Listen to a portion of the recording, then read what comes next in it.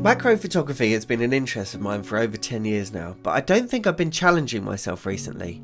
Some of my best macro photographs on my website are from years ago, and I haven't captured anything better since. I look at the work of others and wonder why their images are so much better than mine. Of course, many of them specialise in macro, and the more you practice your craft, the better you'll become. And I tend to dip in and out of macro when I feel like it. This kind of answers the question. But I think my work became stagnant because I stopped experimenting with new techniques and subjects. Today's video explores what happens if you go beyond the standard 100mm lens for macro photography, and it's split into two halves, proving that no matter how much you practice, you don't always get it right. Enjoy. Well, good morning. I don't know if you can see that sky if I turn this down. Epic sky this morning. It's not actually what we need though, because this morning we've come out to photograph some macro subjects.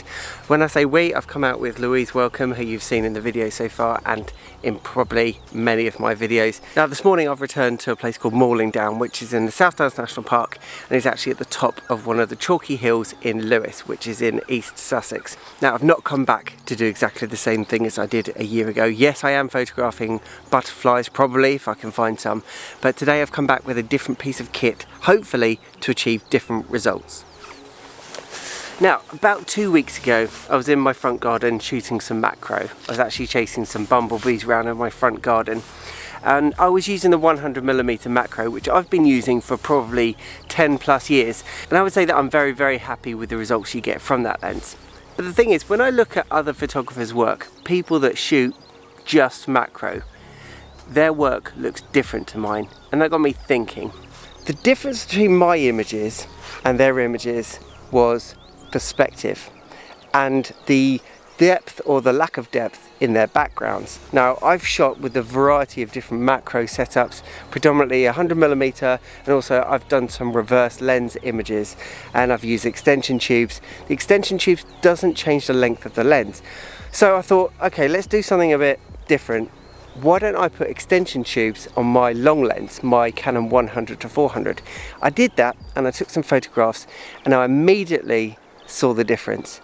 It was that compression of perspective and then just simplification of the backgrounds. All of a sudden I was beyond 100mm, and then there was a less fussy background. So not only did I get much softer backgrounds, I got a better working distance for my subject, which means that if I'm chasing around a bumblebee, they are less worried, and then I can actually get a chance of photographing them. So that led me to a new purchase. This is going to be one of those time travel videos because we didn't find a single butterfly this morning. 3:45 alarm clock probably wasn't worth it, but I'll be back.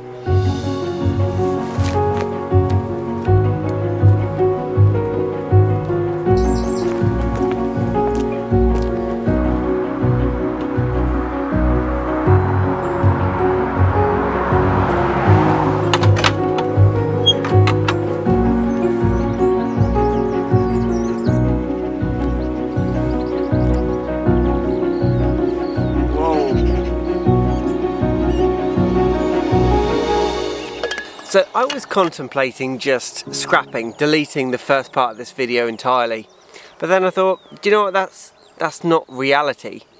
The truth is, I don't always get it right first time. It was a couple of weeks ago since the first part of this video, but I think I woke up at 3:15, and essentially I was just a bit too early to capture butterflies and the insects that I was after. But the thing is, last year I was there at exactly the same time. I was there in the middle of June, and the butterflies were out. This year, for some reason, butterflies are not out. So I'm back. It's a few weeks later, and I'm hoping today I can capture some butterflies and get on with this video, so I'll just pick up where I was. So this morning I've come out to a new location for me. I've been here once to wreck it out. The what 3 words for this bench right here, which I can safely say is not going to last too long. This is wobblier than I thought it was going to be. Is mirror.guises.rigid. And I am hoping that once the sun comes up, I'm going to see some butterflies, because recently I've been out and I've been seeing butterflies everywhere. But today's video is actually about a new piece of kit that I've got, which hopefully is going to enable some different type of macro photography to what I'm used to. This nature reserve is not massive, but I'm just going to head up the hill and according to the billboard that's at the entrance, the butterflies should be a little bit further up the hill. So let's go.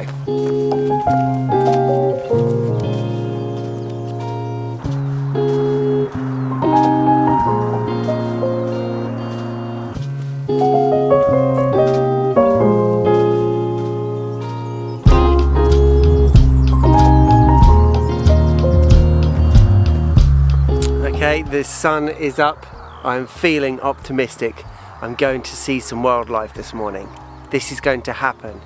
Right, so let me pick up on exactly where I took off. A few weeks ago, I must have been curiously bored, and I thought, what would happen if I were to use my 100 to 400 and put a macro extension tube on it? This has been done before. I've not invented it, but I just thought, okay, what would happen? And I was really impressed with the results.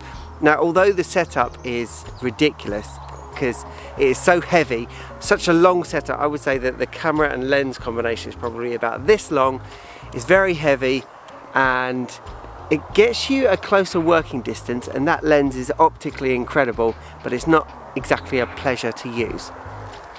So that got me thinking, I really like the results I was getting with that. How can I achieve that in the Canon ecosystem, which is a bit more of a friendly macro setup? Now, one of the macro photographers that I really admire, who I've met and had a one-to-one with, is Ross Hodinott. Now, he's a Nikon shooter, he's a Nikon ambassador, I think, and Nikon make a 200mm macro lens. And of course, Ross knows his craft, he knows his subject very well, and it's not the kit that he's using that gets incredible imagery, it's his time, dedication and experience. But optically, one of the things about his images that I really like is the fact that he's got beautifully clean backgrounds.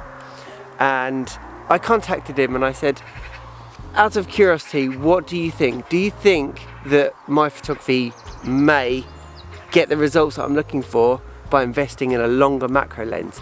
And he said, I think it would do. If you go from a 100mm macro lens, you've got a subject working distance of, say, this much. And I'm always chasing around butterflies and bees, and last week I had a dragonfly in my front garden, and with a 100mm macro lens, there's no doubt I would have scared the dragonfly away. However, with this new purchase, I mean, spoiler alert, I went ahead and bought the lens, but if you're a Canon shooter, whether that's DSLR or mirrorless, you've probably never heard of this. If you're a long-term viewer of this channel, you'll probably know that I'm friends with Gordon Lang, who is an awesome human being, as well as somebody who tests cameras and lenses for a living. And I said, Gordon, I'm in a bit of a dilemma. I want a longer macro lens. What's on offer? Do I need to adapt? Do I need to buy a third-party lens? What is on offer? And he said, well, have you ever considered the Canon 180mm macro? I said, didn't know that existed. Tell me more. So this is a vintage Canon EF lens. Vintage is relative. This is an old, but I think this was released in 1995 or 1996. It's actually been discontinued for a couple of years, and therefore you have to pick one up on the second-hand market. I managed to find one copy in my local camera shop, second-hand, and I am very happy with this. I can immediately see the difference in the results, and I'm not just saying that because I've purchased a lens and I can kind of justify my purchase. Now, this was £460, which is not much for a lens nowadays. However, the results you get with this are just incredible. So it doesn't have stabilization, it's quite a big lens, it's not ridiculously heavy. I looked at third-party lenses. Sigma make a 150mm or 160mm, but they made the F2.8 and it had stabilization, and I think it weighs something like 1.6 kilograms. And like I was saying earlier, I want to enjoy being out taking macro photography. So I think that this setup, this weight, I think is around 1 kilogram. I prefer to use it on a DSLR. It's quite a nice setup to be shooting macro with. But the fundamental difference between this and shooting macro at 100mm is the distance, the working distance to your subject, and also it absolutely destroys backgrounds. Now, This has got a maximum aperture of f3.5, which is not the fastest lens. However, when you combine 180, close working distance if you want to, and f3.5, it gives you beautifully soft backgrounds. It is really, really nice. But that's the intention for today. I'm going to be sharing my thoughts and results with the Canon 180mm macro lens. Now, one of the other benefits of having a longer focal length is being able to create more foreground interest. If I had a plant here with a butterfly on it and I've got a 100mm macro lens, my working distance might be, say, 50 centimeters. Therefore, I've got only 50 centimeters worth of foreground to include as framing mechanism for my image. Whereas if I use a longer focal length, say 180mm, and my working distance is 75 centimeters or maybe even a meter, I've got twice as much scope for creating foreground interest and kind of framing my subject. So not only is the background cleaner and smoother, I've almost got twice as much choice how I frame my subject because I've got twice as much foreground. Of course, you've still got a really good minimum focusing distance on a longer lens like this, but you've got the opportunity to go further back, and I think it just opens up more opportunities. Okay, I have just spotted 3 butterflies all next to one another, and I think that they're going to stay still for me. I've already got some photographs. I'm going to get a bit of B-roll, but let me show you live on camera. Where have they gone? They're almost camouflaged. Oh, there they are. Okay, let me show you the butterflies that I found.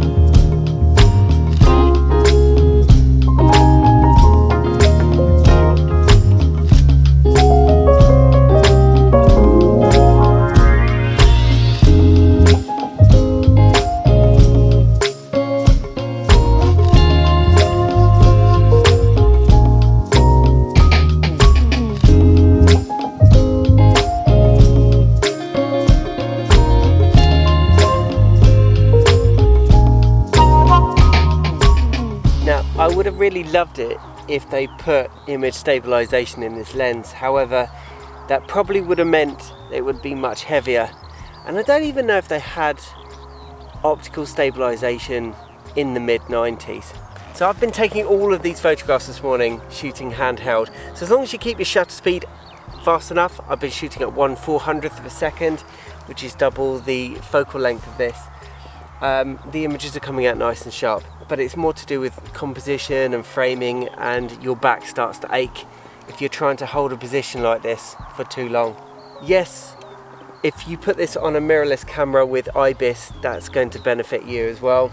Ergonomically, I just prefer using a lens like this on my DSLR rather than adapting it onto my mirrorless camera.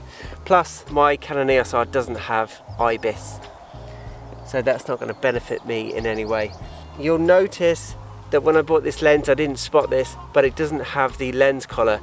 So if I do want to put this on a tripod, it's kind of cantilevering it off the camera, which is not ideal, so I'm probably going to have to pick up a second-hand lens collar for this. But this morning I've been managing absolutely fine just shooting handheld.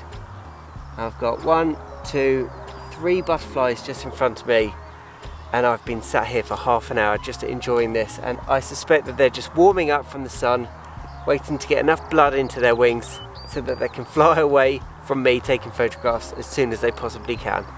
What a lovely morning out with the camera. Oh, it's moving, it's opening up its wings. Whenever I shoot macro, I know I'm going to come home with a few hundred images, if not 1,000 upwards, because essentially once you've got your exposure nailed, it's just about focus. You've got this slither of focus in your image, so you rattle off a couple and then hopefully one of them will be sharp. These subjects are being very well behaved this morning. Now, anybody that knows me can confirm that I love camera gear. I do suffer from gear acquisition syndrome, GAS as it's known, but this video isn't about you should go out and buy this lens. But if you do specialise in macro photography and you do want to achieve a certain look, if you want a better working distance between you and your subject, this is one of the solutions. Obviously, getting to know your subject, their behaviours and patterns is going to achieve much better results than going out and buying a better lens. If you've enjoyed this video and you want to learn more about macro photography, then I would recommend watching this video next. Right, thanks for watching. See you next time. Bye.